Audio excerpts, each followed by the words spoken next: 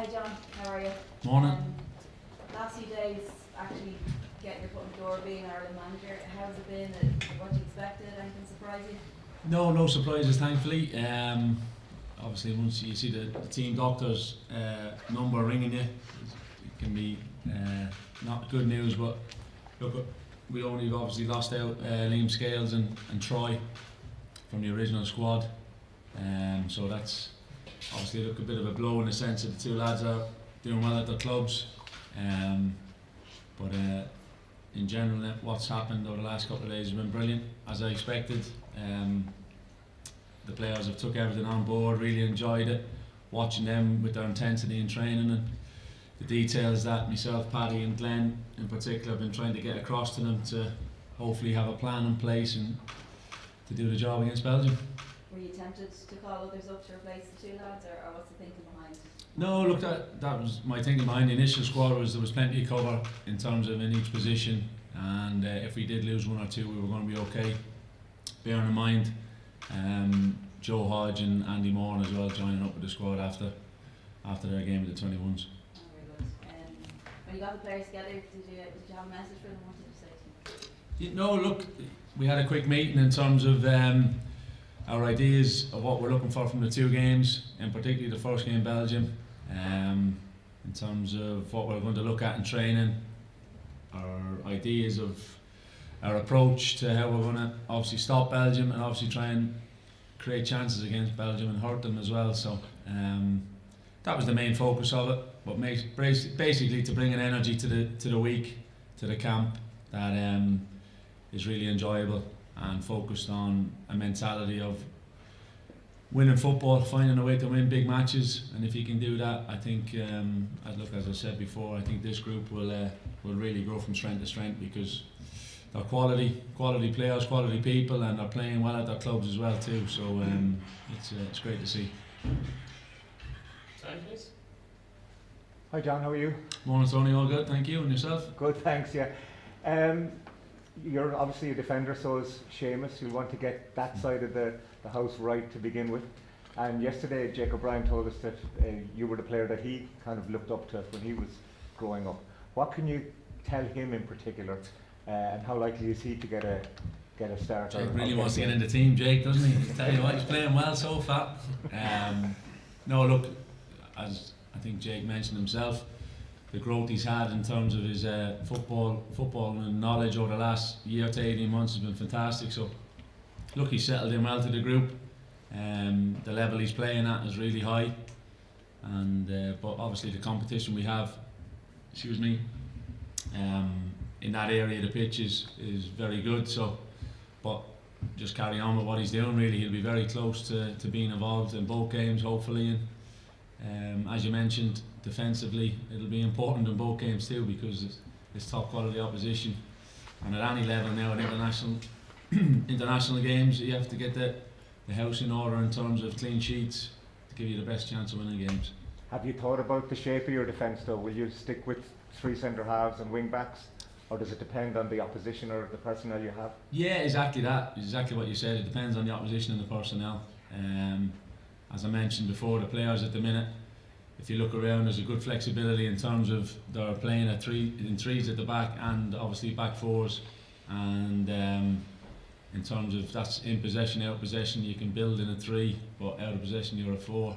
So big flexibility in the team and the squad in general, and but no confirmation on anything on team shape yet. Seamus, can I ask you, what's it like being managed now by someone that you played alongside, and you know, very much the elder statesman with this group now? Yeah, listen, I don't want to sound like Jake here now trying to get in the team, but I have to say when I came in as a player and the manager was a player at the time, he was someone that we all looked up to for the simple things like the standards around the place, the respect he had for people around the place, and that is something that, you know, I always remembered from being in the squad. It's something that I always tried to carry through to the younger players as I got older as well. So got obviously massive respect for the manager, and you know, I'm delighted for him to get the opportunity because I know how proud he was every time to come in as a player. So I can't imagine how proud he is now to lead his national team as a manager. So delighted for him, and you know, for me now, he's my manager, and that, you know, we were teammates, but that goes to the side, and I'm just doing all I can to do what I can for the team and to impress the manager as best I can in the week that I'm here. Just one more. In the last number of years, even, you could see the amount of players that had given their debut by Stephen Kenny. But in the recent past, have we missed your experience in leadership, do you think? No, listen, I always want to come and I want to play for Ireland and do the best I can. And you know, unfortunately, I missed the last year. And you know, it's great to see new players get opportunity. And you know, that's what we want. We want to bring players through all the time. But of course, I've always wanted to be playing, always wanted to be part of it. But you know, you can't always be selected, and you've got to respect that as well. And when I play it, I give it my all. But no, I think Stephen done well bringing through young players, and that's what we're seeing here today as well with the squad that we have. Anton? Seamus, to you. Just how different does the camp feel this time around? Obviously, there's so much change now. Yeah, it feels different. Feels different more so for me. I've been away from it for a year and then coming in, and there's a few kind of younger players in that I've not seen in that. So it's been good getting to know them all. But regarding the management staff, I personally have known quite a few of them, and like football, it changes all the time, and we all get used to it very quickly. And the first couple of days in the training ground have been very good. The manager and his staff have been very intense with the detail and very good, and we've enjoyed it. It's been really good. So fingers crossed we can have a good rest of the week, and Saturday is what's important. And friendlies or competitive games, it doesn't matter. See, when you put on that green shirt, I've always said it here in front of you guys, it's like a World Cup final every time, because we're that proud to play for our country. You've obviously come over from Everton under an intense pressure cooker, I suppose, at the moment with the relegation and everything that's going on behind the scenes as well. Is it nice to kind of get away from that for a bit? Yeah, listen, it's not so much getting away from it as such. It's when I come here, I'm just so proud to be here. When I'm over there, I'm fully invested in that too. Like, so I would never say it's nice getting away from it, because that's what, you know, I'm captain of the football club, and the pressure that's been is something that I take pride in trying to get over. But yeah, it's been tough at the club. There's no getting away from that, and obviously it's great coming here to meet up with the national team like always. How tough has it been? Well, listen, we are where we are in the league. Everyone knows all the other stuff that's going around outside it, and you know, ultimately the position we're in is the position we're in now, and we've got 10 games to go in the league, and we've got to fully focus on what we can do as players on the pitch, what we can do as players in the dressing room to make sure that we stay together, because we've been there for a couple of years now, unfortunately, and I'm a strong believer of that. The group that stays together the most and sticks together, fights together, will be okay, and we've got to make sure that we have that focus for the next 10 games. Gavin, please. Hi Seamus, welcome back.